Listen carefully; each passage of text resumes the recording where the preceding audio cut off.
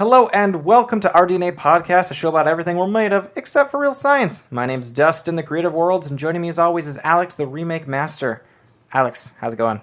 Great. How about yourself? I've been doing good. I'm a little busy. You know why I've been busy? You have a job. Yes, I do have a job, but more importantly, we had a job last weekend because we were at the Rose City Comic-Con in Portland, Oregon. Hashtag awesome. Yeah, hashtag the best. It was 3 days of meeting and greeting. I was selling my art and my kids' book I put together with my daughter. Alex was out getting the word there. Right. Interacting with our hundreds, thousands, probably dozens of millions. Yeah, dozens of fans. Not new fans, yeah. But previously fans that they didn't know they were fans. Yeah, so. He was out there letting people know about the podcast. He was letting everybody know, handing out business cards. So everyone who's joining us from the Rose City Comic Con, thank you. Yeah, we appreciate the listens. Yeah. Yeah. Download. Mostly just download. If you want to listen, that's fine. But as long as you download and leave us a review, that's probably most important. Well, okay. I feel like downloading isn't the important part. The review is the important part, right? I feel like both, because we need the downloads. Okay. And we need we're looking at numbers. But let's give them something to download. Alex, I know you met some cool people that weekend. Yeah. First, I'd like to shout out to George from Cinetopia. Remember we talked to him on Sunday? He was pretty knowledgeable. He dwarfs me in knowledge on comic books. So I know. That was a humbling experience. We were talking about how I don't like to watch trailers after a certain point because I'm already sold. And he was like, well, I saw the first trailer of Thor Ragnarok, and he knows enough about the comics and the history that he's like, I already know what's going to happen in this movie. And I was like, yeah, I don't know that much. I can still be surprised by what this movie has to offer. And I was like, I totally get you, George, because that's how I feel about Civil War. Yes. So, shout out to George. Make sure to contact us so we can have you on our pod sometime when you're listening to this, All right, awesome. Who else did you run into, Alex? So next to us was actually a really cool guy named Steven. If you go to his website, onebluebird.com, he has some great art, but he was actually a really cool guy to sit next to. He works in the video game industry, so it was really cool to sit next to him, check out his art, and, chit-chat in between our very demanding fans. Yes, but they were so nice. All right, fantastic. Steven was great. I liked talking to him. He was a pretty down-to-earth dude and had a lot of information. He was pretty awesome. Yeah, I enjoyed it for sure. All right. And then I was going to say, who else? There's one other person, one other notable highlight for you. So Randy, he's done like some DC and Marvel stuff, but he actually illustrated my very first comic I purchased. So I always this is my first Comic-Con. This is my first rodeo, Dust. Mm-hmm. But anytime he's usually there, and so I usually make sure to try and get something from him. So it was cool to talk to him, and maybe someday we could get him on the pod. Yeah, I think that all sounds pretty awesome to me. Yeah. By the way, my first comic book was Spider-Man, so there we go. Yeah. Spider-Man love. I always was a Spider-Man, X-Men, and Sonic the Hedgehog comic fan. Right. I remember I traded or gave you issue number 1 of Sonic. I remember I had it because you were more into Sonic than I was. Oh, well, I appreciate that. Right. But when you gave up all your comics, a month ago? Yeah. 2 months ago? That was nowhere to be found. So I have good news and I have bad news. I found it. And bad news is it's ripped up? No, bad news is it's in pristine condition and I'm never letting it go. Hey, as long as you found it. Yeah, no, I found like a stash of comics that were like, it was like issues 1 through 5 of Sonic the Hedgehog, and they were all like in plastics and everything. And I was like, clearly, I knew at some point in time these particular ones were really important. Right. So when you cash out for the billions and billions of dollars, it'll be worth someday. Yes. Don't forget about your co-hosts over here. I will not forget about you as I take it to the bank. Nice. Yes. Were there any other ones, or was it just those? Yeah, it was the Sonics, and then I think there was a reprint of X-Men #1, and I was like, this is a reprint, so it's not worth anything. But apparently, younger me was like, this is X-Men #1. Right. This is the gold. Yeah. Maybe you just didn't catch where it said reprint. No, it's pretty obvious. Oh, it's got a big old gray border around it, and it's like 20th whatever anniversary it was when it came out in the 90s, and it was like a reprint issue. Like it was really big, easy, not gonna miss it. I just apparently didn't think that through when I was younger. Well, I'm sure they did that on purpose to make you think it was collectible when. Oh yeah, no, they mass produced it. Yes, but younger me didn't quite connect the dots and go, this is a reprint. It's not gonna be worth as much. Yeah, we live and we learn, Dust. We live and we learn. We do. So. All right, so today's subject, my friend, we're talking about remakes and adaptations versus original content. You excited? I thought you were talking to the audience. I was waiting for them to reply. Oh, okay.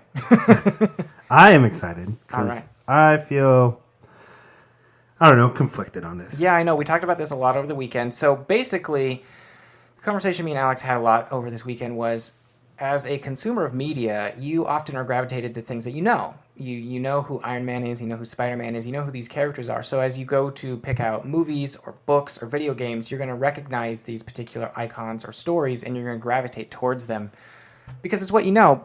And at the same time, people are still saying, "No, I want something new. I want to get new content. I want new characters never seen before." So there's always this conflict, at least in the world that I live in, of the new things that I'm making versus other people's IPs. And it really got me thinking about movies and Hollywood and how they go about producing stuff. Because there's a lot of remakes out there, you know? There is. So one quick thing about original content versus, what do we call it? What do you call it? The hook? I called it the hook, yes. Right, versus copyrighted material. So at the con, so this is my third or fourth Comic-Con I've been to, right? And I'll tell you, the three previous ones, and for most of this one, until we had this discussion, when I walked through, all I was looking for was copyrighted content. Yeah, and you know what? There's nothing wrong with that. I don't want to downplay this and say you're a bad person or you're wrong or supporting these artists who are drawing these things is bad. Like, no, there's absolutely nothing wrong with that. That is 100% okay. It's just there's this interesting dichotomy because if I were to ask you, hey, would you rather read Iron Man or would you rather read this cool new thing? What would you go with? Probably Iron Man. But I want to point out that so in those three and 3/4 prior ones, right? I didn't even pay 2 seconds glance to anyone with original content, right? Mm-hmm. That wasn't my mentality when I was going in. I was like, I want some art of this or that. Like this year, my goal was to get something because Metal Gear is one of my favorite series, and I wanted something from that. Was actually a lot harder to find someone who did that art. Thank you to Steven for drawing something so I could get it. But, that was my mentality until we had the conversation. Mm-hmm. And then I actually stopped and, looked at some of the people with original content. It was actually pretty cool. Oh, man, I've been missing out. There's some really good artists or really good original content that, I probably should have paid attention to. So going forward, with the information you gave me, thank you for that perspective. Oh, no problem. So let's talk about some movies, okay? So I did a little research. Okay. So for 2017, of the top 50 movies, right? That grossing. Okay, 15 grossing. So okay. far. I mean, obviously it's not over. Yeah. How many do you think were original content? And so I defined, okay, because, we're all about science. So you got to control variables, make sure it's in a controlled setting, right? Yeah. Everything, cross the T's, dot the I's. So for me, original content was not a sequel and not something that was already made. So Captain America Civil War is a sequel. Batman vs. Superman was kind of like standalone, but it's based on characters that we've already seen, right? Yeah. So to me, those were not original. Okay. So out of the top 50. Out of the top 50 grossing, well, okay, as I've already stated, people gravitate towards things they already know. So I'm going to go, so out of 50, more than half of them were remakes or adaptations of other material. So I'm going to go with 25. Were remakes? Remakes or adaptations of other You're things. close. A little bit more. A little bit more? Yeah. Okay, well, I was expecting more. So what is the actual number? 28. 28, okay. 28 at the top. Okay. According to my definition. Okay, so what was in the top 10? Do you have the list in front of you right now? Yeah. Okay. So number 1, Beauty and the Beast. Okay, so adaptation remake. Okay. Right. So I don't think any of the top 10. Well, one in the top 10. No, 2. So all right. So Beauty and the Beast, number 1. Okay. Wonder Woman. Okay, totally adaptation. Guardians 2. Adaptation. Spider-Man. Adaptation. Despicable Me 3. Well, that's a sequel, but yeah, okay. Right. So I didn't count that. Logan. Adaptation. Fate of the Furious. So sequel. Dunkirk. Yeah. However you say it. I don't know if that's based on a book, but that's not. So I didn't count. If it was based off a book, then it was fine. It was only if it was previously made as a movie or a sequel or like characters we've already seen in. Okay, so Dunkirk counts as original. Right. Okay. We got one. So Lego Batman. Okay. Get Out. So that was original. 2. And that was top 10. Okay, so 2 of the top 10 were original. Right. So what I found out as I was doing this, I tried to do it for other. It was a long process because they got like I thought like when I was gonna do, I thought I could just like eyeball it, Yeah. and then like I realized there's a lot of movies that come out, and I don't really know very much about some of them, so like I actually had to look them up. But yeah, like once you get out of that, the top 10, like once you get towards like closer to 50, there's a lot more original content, and then comedies are usually original content. Yeah. It's not comedies don't usually steal from other movies, or at least in this list I looked up. Yeah, I was gonna say I feel like comedies and horrors are generally going to be more original content. Yeah, you can have horror remakes, but most of the time a horror is going to be an original concept. Or yeah, I know it's the big one right now because it just came out, and that's a remake of a a miniseries of a book. So Right. there's layers to that not being original. But you said Get Out. There's the Paranormal Activity movies that came Atomic out. Blonde, Yeah, so The Great Wall, All Eyes on Me, 47 Meters Down. Yeah, so I mean, there's a lot that were original, that weren't. To me, I honestly thought the original were going to be a lot lower. I thought it was going to be like 80-20. okay. So here's the question: a lot of people say Hollywood has no original ideas. Now that you've looked through this list for this year, what would you say to that statement? Hollywood has no original ideas. I think it's more so because of perception versus reality. Okay. People perceive that because of what do you see the most of, right? So everything, I don't know what that was about, but I just looked it up and it was an original movie, right? Okay. So I never heard of it, but I never even heard of it until I looked on this list. But it's the 49th best-selling movie in the theater so far this year. Okay. 34 million. But yeah, like that's original, but like you don't see a lot of commercials about it. You don't see, everywhere. But like Beauty and the Beast, you saw a ton of Wonder Woman, Guardians, Spider-Man. All these other ones that sold really well. They're all like remakes, not based off original content. So they're just there, and so that I think that's why it feels that way. Yeah, I'd almost piggyback off of that and say I can imagine the studio is easily banking on these because they know that people are going to go see them, so they can put more money into advertising them to get that awareness out even further. They know that it's going to be easy money, so they just have to mention that Wonder Woman exists and people will go see it. Whereas if they say, "Hey, everywhere exists," they're going to be like, "What is this?" And then it's more work on their part. So I can totally see why they can bank on those known properties to bring in the money. That makes sense. That's a good observation. So, I'm also in the camp that there are original ideas out there. They just aren't as popular, or when they do get to that bigger arena, it's harder for them to shine. Of those top 10, 2 of them were original. And the only reason I know about Dunkirk is because it was really heavily pushed advertising and it had Christopher Nolan attached to it. Like. Right. So, and I heard it was a project that he's been working on or wanted to make for a while. So it's, maybe if it wasn't a story that he was attached to, maybe it doesn't get the big push or the big budget, because it's not his a passion project. Yeah. Maybe it's a passion project of someone else, and the rollout's different. Yeah, exactly. I'm not saying Bryan Singer would be the person who would replace Christopher Nolan, but Bryan Singer has enough credit that if you say his name, you might recognize him, but he doesn't have the same star power as Christopher Nolan. So I will point out though that for whatever Dunkirk seems like a movie that's right up my alley, but the previews just for whatever reason didn't speak to me. Yeah, well, I can easily say that Dunkirk is not my movie. It's not a movie that spoke to me at all. So I just really no. Did you like Saving Private Ryan? I'm not a huge war fan. A pod for another day, I guess. Yeah, exactly. We'll pocket that for later. But like the other one, Get Out. The only reason I'm aware of Get Out is because of the buzz that was around the movie when I had friends who saw it. They said, "Oh my gosh, this movie is amazing! You have to go check it out." I don't know of anybody who saw Dunkirk. Like no one that I'm aware of saw Dunkirk and said, "You must check this movie out." Whereas it was the opposite. There wasn't. I felt like a whole lot of marketing for Get Out, but there was a lot of word of mouth for that particular movie. Yeah, I mean, I had friends who said Dunkirk was cool and I should check it out, but then I had opportunities to go see it and I passed on it because I just couldn't get me excited. But I saw the previews to Get Out and before the word of mouth, I wanted to see it, and I just for whatever reason I never got around to it. And then I heard the word of mouth and it was even better, and I was like, I should wait till the hype gets down because I don't want to get too hyped and get disappointed. Yeah, understandable.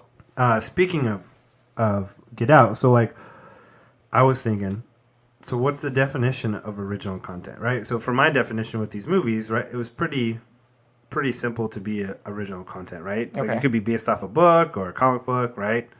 As long as it wasn't made into a movie. But I would say 90% of the top 50 movies are from somewhere. They're not original. It wasn't a written specific, like, I think Girls Night or Girls Trip.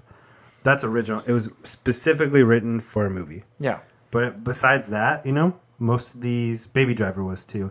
Most of these were taken from somewhere. Yeah, well, I'd say original content is something that's never before existed. So if someone has a book and then it's translated to a movie, the movie is not original. The book is, know. And I know we're drawing a very distinct line and we're talking about movies here, but, I'm thinking about like the Hunger Games, There was a whole line of books that existed before the movies existed. So there was a lot of hype already. People already knew what the Hunger Games was before the movie started. Same thing with your Twilights or your Game of Thrones. These cool fact about Game of Thrones. Yeah. So when they published the first one, Game of Thrones, the publisher thought that it was going to like jump to number one seller and like it was going to be awesome, but it didn't happen. Actually, what happened was small bookstores and stuff started buying it, and then it got popular from word of mouth. Mm-hmm. And then, as more titles released, then they became like, I think it was the fourth one was the first one to come out and be a New York Times bestseller. Nice. So yeah, like it took a little bit to build up to it. So I was interested because I was talking to our friend Matt, and he read it. He read the books early on before the show, and so I was just trying to figure out. So how much did this help it? Yeah. But it sounds like because like I want to say the last one came out in the early 2000s, or the fourth one, and so it had already picked up its own steam. So like it helped, but it wasn't like gangbusters, Well, yeah, and I'm not saying that brand recognition is going to be gangbusters, but there was people who knew about it before it went to a different medium. So that's all I'm getting at when I say original content and things like that. So I guess I have a much more stringent definition of what original is, but I also source it to what it came from. We know that, for example, Jaws, famous movie, is actually based on a book. Written in the same year, so the book came out like a year before the movie. Yeah.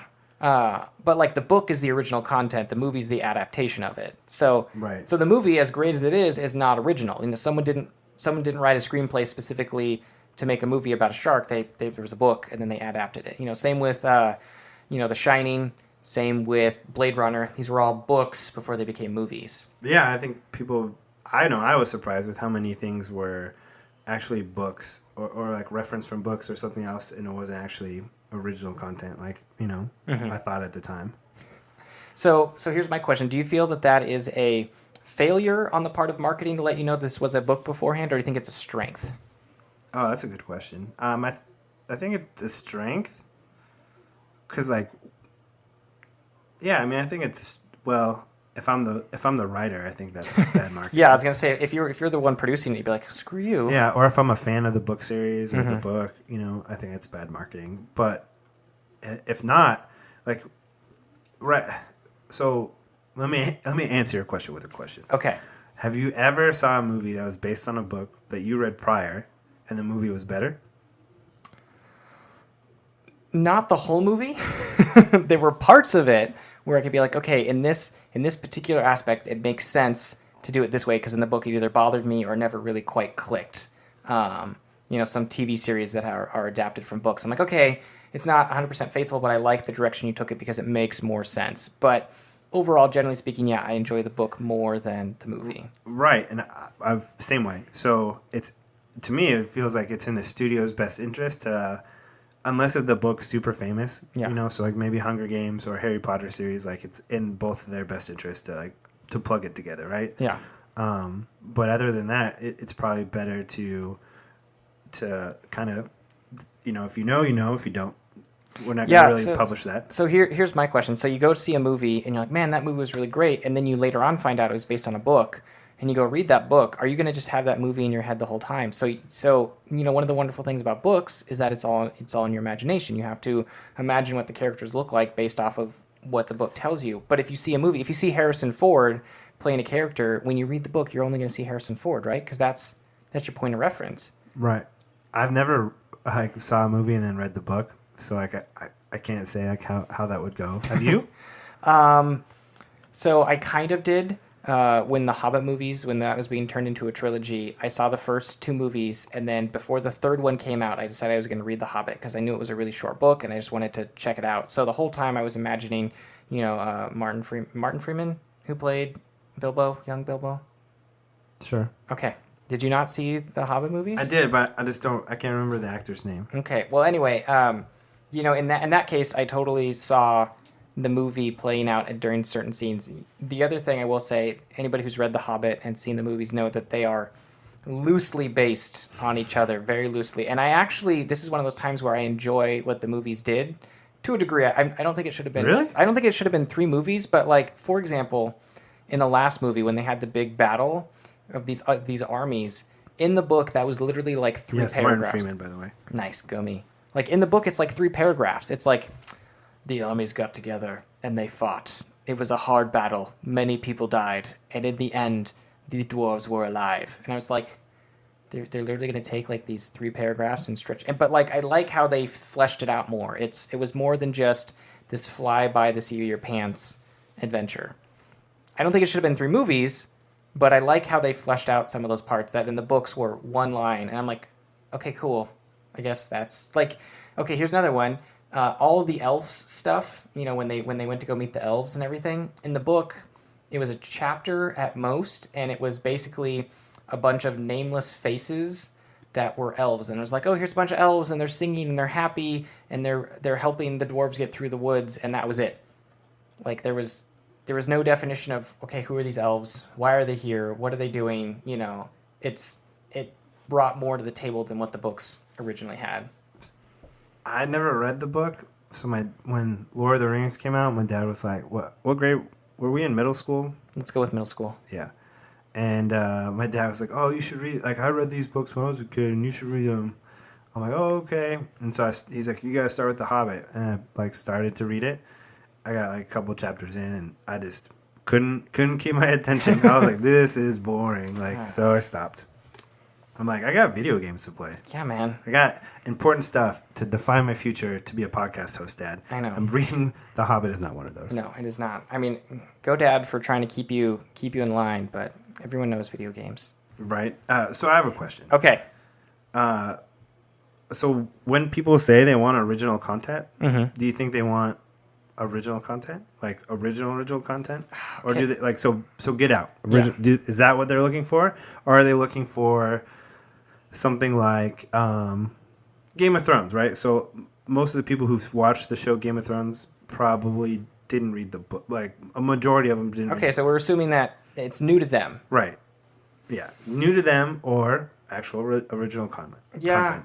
So here's the thing. I feel like people always say they want new content, and because they want to experience new things, but they're scared to actually take that chance on the unknown. If you don't know going into a movie whether you're going to like it or not, you still have to pay money to go into that movie.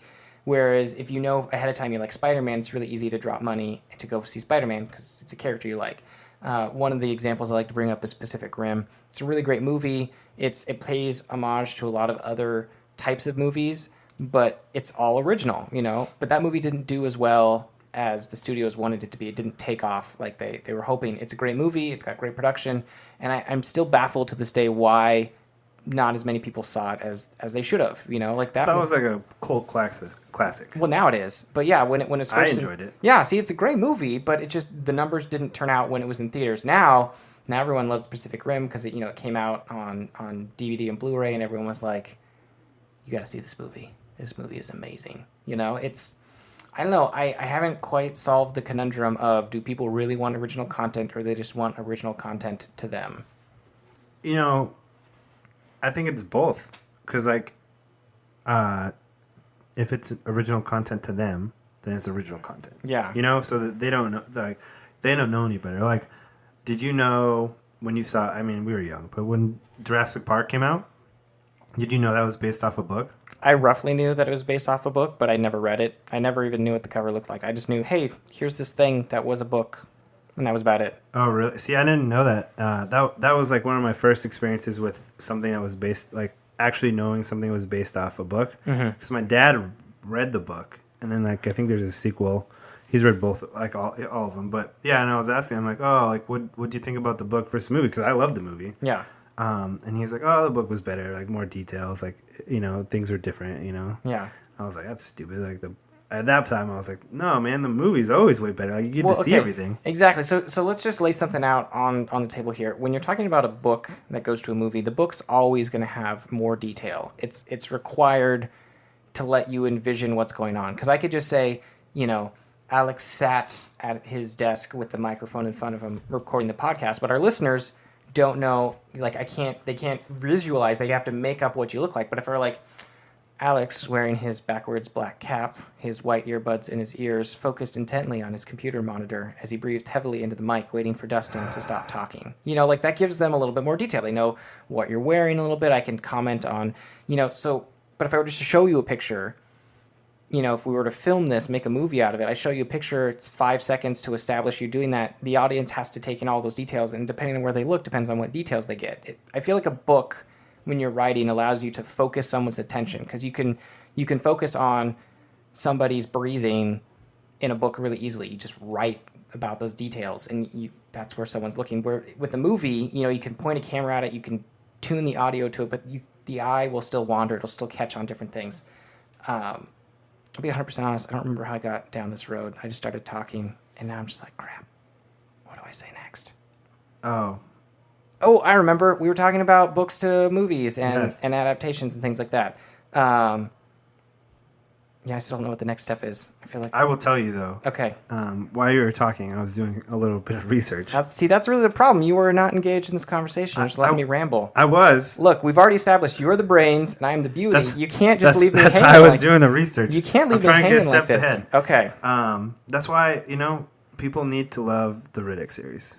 Okay. Yes, those are great original. Yeah, I was just double checking to make sure that they're all original content, and they are. So. Well, okay. If we're being strictly stringent, the first one is original. The other ones are sequels, and therefore they have brand recognition.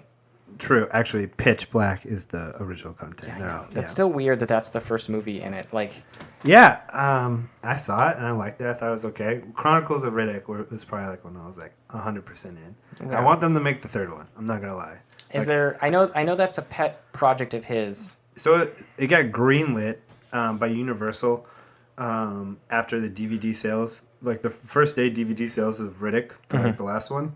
So they want to do 2 more, and production on the next one, Furia, was supposed to start early 2017, but I don't think they actually started it yet. And then they were definitely going R-rated, which I think Chronicles of Riddick was PG-13, which was a mistake.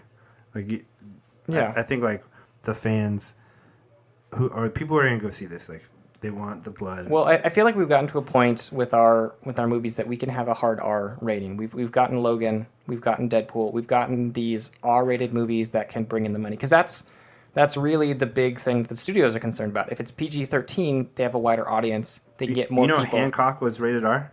It was? Well, okay. That's what the rating was going to be. They actually had to do a ton of stuff to get it to PG-13.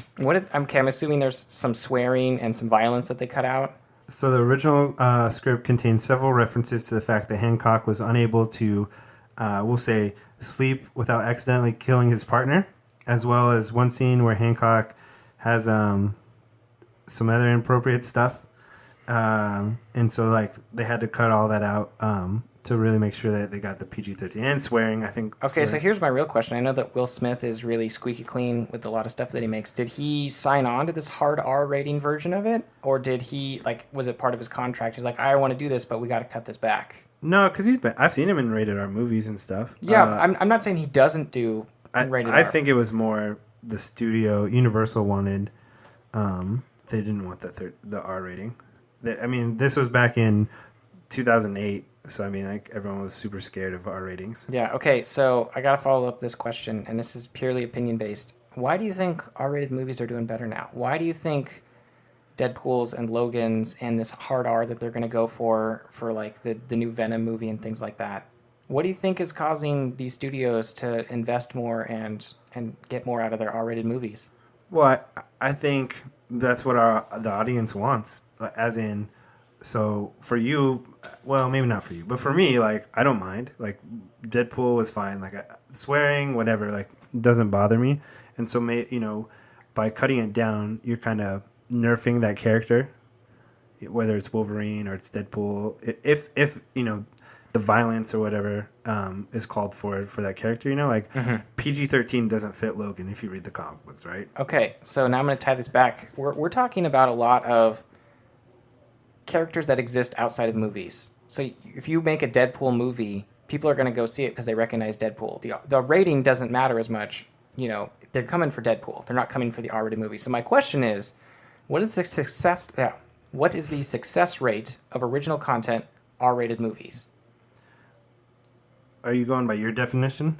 Well, we can use your definition because it gives us more things so like to work with. Deadpool was successful because that was original. Well, okay, but Deadpool is based off of another content property that's pretty famous. I'm using your definition of if it was a book beforehand and it's adapted, that's okay. Yeah, so I would have counted Deadpool as original. Really? Yeah, because he wasn't. Oh, I forgot he was in Logan, or he was in whatever that crappy. X-Men Origin. X-Men, yeah. So I would have counted it original minus that. So that would have been original. Wait, so X-Men Origins is original or is Deadpool original? Because I'm going to fight you hard if you say Deadpool's original. No, so if you take out, if Origins didn't happen, okay, right, then I would say Deadpool's original. This is the first appearance. Right. So here's my question, Alex. Going by your definition of original content, I'm curious to what the top grossing, or at least the higher rated hard R movies that exist that are original content that aren't based off of existing movies. What do we got? So like Total Recall. Okay. Not the crappy one. The Arnold one. Yeah, the Arnold one. Okay. Right, on Mars. The good one. The Exorcist, Blair Witch Project, the Amityville the Amityville Horror. Yeah, Amityville Horror movie. So like mostly like horror or action movies. Yeah, I mean that makes sense for R-rated. There's not a whole lot of R-rated comedies to begin with, but of those, I'd only actually really say that the Blair Witch Project is the only true original because Total Recall is based on a book, Exorcist based on a book, Amityville Horror. Is it really? Recall? Yeah, totally. The sequel, the crappy one, is actually more in line with what the book was. Oh, yep. It's based on We Can Remember It for You Wholesale. Yeah. Ruined my childhood. Thank you, Arnold. That's what I'm here for. But yes, but it looks like most of the original content is when we're talking about R-rated movies are mostly horror films or action films, right? And then even some of those horror films are based off books or something, right? Yeah, based off books. The Amityville Horror is loosely based off of a real event, which was then transcribed into a book. So. Oh, real event. Yeah, that's why I said loosely. Yeah, we're doing air quotes. Yeah. I don't believe in no ghosts. So Dust. Yes. I have something for you. Ooh, is it a present? Well, one might say that. Okay. What do you got? What do you got for me? I got Remake or Nah game show. All right, game show. I love these. Okay, what are the rules of this game show? So the rules are: is this a remake? So these are all movies, right? I have 10. Okay. And if you get above 80%, I have a cool prize for you. Sweet. So the rules are: it doesn't have to be your definition of original content. It's hasn't been made a movie previously. Okay, so whatever these movies are hasn't existed as a movie prior to whatever one. Okay. Correct. Okay. So some of these have and some of these haven't. So Okay. All right. are you ready to play Remake or Not? Okay, how many questions? 10. Okay, So you only can miss 2. Okay, miss so 2. Don't okay. miss these first 2. Okay. All right, lay it on me. All right. So I'll give you the movie and the date. Right? Okay. So Scarface, 1983. Scarface. Have you seen it? First of all, a classic movie. Yeah. Have you really? Yeah. Oh, I didn't think that was going to be one of your movies. Yeah, it's not one of my favorite movies. Really? I have like the collector DVD I set. figured you would. Yeah. I never opened it. Okay, is that a remake or is that an original movie? Is it a remake or not? Okay, it is. So those are only 2 acceptable answers: remake or not. I'm gonna go with Really? nah. Remake. It's a remake? Yeah. So originally made in 1932, actually takes place in Chicago instead of Miami, but ends the exact same way and with the exact same line at the end. Nice. Okay. It's your world. All right, Dust. The Lion King, 1994. Remake or nah? The Disney movie?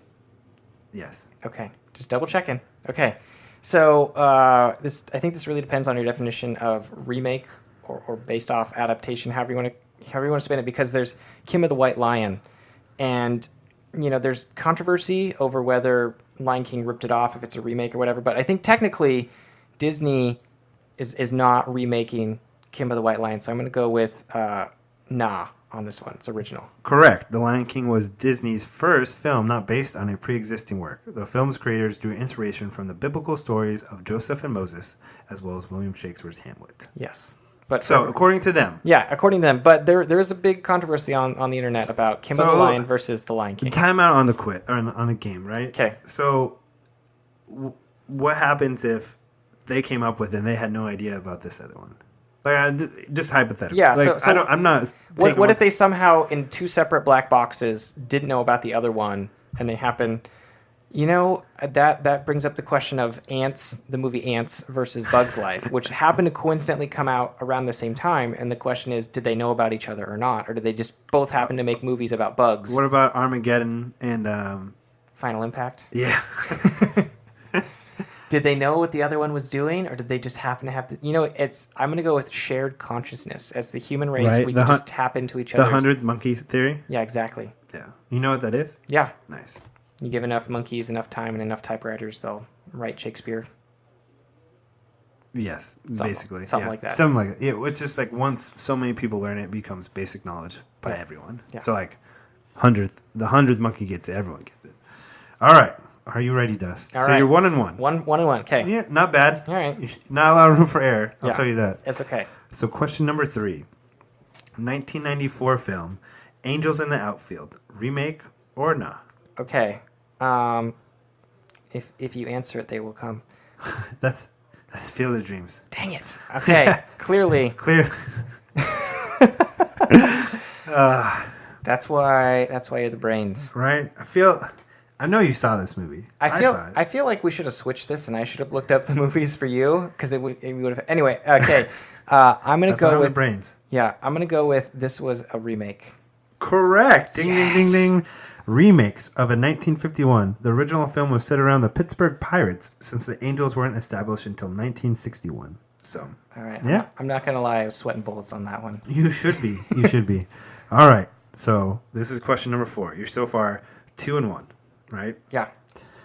1996 movie Independence Day. Remake or nah? Okay, I'm going to go... I want to say that was an original one, because I can't... I mean, like, they could have blown up the White House. Okay, I'm going to go with nah. Ding, ding, ding. Correct. Yes. Right. While doing the press circuit for Stargate, writer Roland and producer Dean were inspired to write Independence Day after a reporter asked a question about alien invasions. Dean explained that he was always bothered by the way movies handled first contact, saying, for the most part, in alien invasion movies, they come down to Earth and they're hidden in some backfield, or they arrive in little spores and inject themselves into someone's back or head. If you were an alien, would you hide in a farm, or would you make a big entrance? So that was their premise. Nice. Yeah, so pretty good. So now 3-1. All right, I'm doing good. I'm on a roll. Yeah. All right, so, I thought that was going to trip you up. When I put it in, I was like, he'll pretty sure. I thought that was one you're going to miss. Yeah, I know. Okay. All right, so 1995 movie. 95. Yeah. Major Pain. Remake or nah? Oh, man. I know exactly which movie we're talking about. It's a comedy. It is a comedy. And we talked about how most comedies are original, but I'm getting the vibes that this is a remake. Remake. Ding, ding, ding, ding. Yes. Okay. So, Remake. Original in 1955. Actually starred Charles Heston. It was the movie he did just before the famous Moses and the Ten Commandments. Nice. Yeah. So, 4-1. Okay. You ready? Yeah. We're going to go a little bit newer movie. Okay. See if this one gets you. All right. 2014. Interstellar. Remake or nah? I never actually saw that movie. What? No, I didn't. I mean, there's some unbelievable parts, but you should check it out. It's enjoyable. It's on my list to go see. I just never. Yeah, it's an enjoyable ride. You know, I liked it. That's who's the director on that one again? I believe his name, you might have heard of him, Christopher Nolan. I believe we were actually talking about him earlier. Okay. If it's Christopher Nolan, there's a good chance that it's original because he does a lot of original stuff. He comes up with some pretty crazy stories. Obviously, Batman aside. So I'm going to go with nah on this one.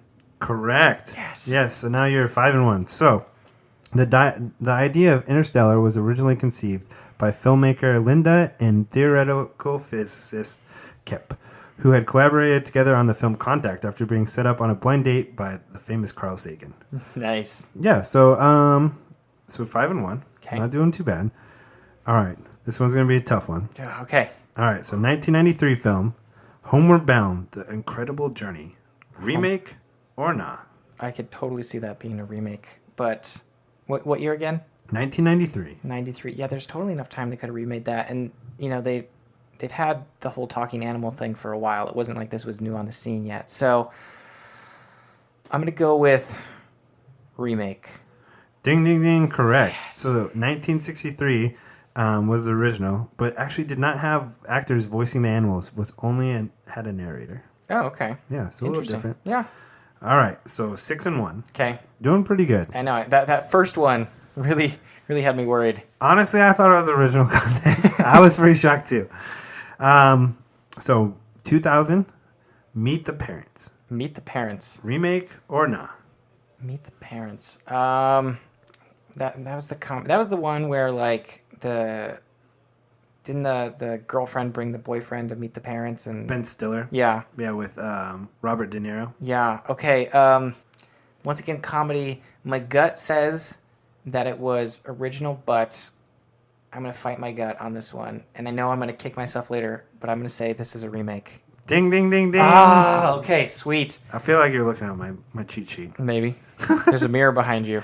Dang it. All right. So remake of a 1992 movie of an independent film of the same name. While it didn't do very well in the box office, it was received enough acclaim that Universal snatched up the rights to make a bigger version on a bigger scale. Sweet. Yeah, so surprised you got that one. Like I said, my gut said original content, but I thought it, and I'm glad I did. I was really waiting for you to be like, nope, it was original. So yeah, I wish I would have picked the harder ones now. So you're 7-1. Okay. So 2006, The Departed, remake or nah? Oh snap! That one's a tough one because that could totally be a remake, and it could totally be an original one. Okay, so last time I was feeling original, but I kicked it and I said it was a remake. This time I'm going to listen to my gut and I'm going to say this is original. This is a nah. Incorrect. It's actually a remake of International Affairs in 2002, a Chinese movie. Okay. Yep. All right, so what am I at now? You're at 7-2. Okay. Is this the game? This is for the game. Okay. This actually worked out perfectly. about as good as I could hope. My biggest fear was you're gonna miss the first two. You ready? Yeah. 2003, Pirates of the Caribbean: The Curse of the Black Pearl, remake or nah? Okay, I feel like this is like a trick question because I'm gonna be like, no man, that's totally original. I mean, it's based off of a ride from Disneyland, but there was nothing before that. Like, but now I'm second guessing. I'm like, wait, did Disney get the idea from like a movie? Like there was a movie that inspired the ride, which then went and oh man, you're playing mind games with me. That's why I'm the brains. I know. That's what I'm putting out. Okay. Remake master. Okay. All right. Well, I'm gonna go with my gut again, and my gut saying this was based off of a ride, and the ride was original. The ride was not based off of anything else. There was no movie that inspired it. So therefore, this would be a nah. This is original movie. Ding, ding, ding. Correct. Yes. Although the movie isn't adapted from anything in the traditional sense, it was loosely based on the Disney ride Pirates of the Caribbean. Initially, Disney was reluctant to produce a movie based on a park attraction after the box office failures of The Country Bears, based on the Country Bear Jamboree. But director Gore felt that the script captured the riot's scary and funny tone that he had remembered from his childhood. Nice. Whew. Wow. All right. Well, congratulations. Thank you. I was legit like worried on that last one. 8-2. So you did really well. Here's your prize. Oh snap! Really? Yeah. Are you serious? Yeah, bask in the glory. Dang. I really was hoping you were going to lose. So I didn't have to give that up. All right. Well, I'm going to have to cry myself to sleep over that tonight. it's okay. I'll come up with a series of questions for you next time, so you can win it back. Right, redemption. I'm on the redemption tour right now. This is heavier than it looks. Right, you'd be surprised. It's quality made, right? Yeah. That's why it was so expensive. Did you custom make this, or did you find it at Goodwill?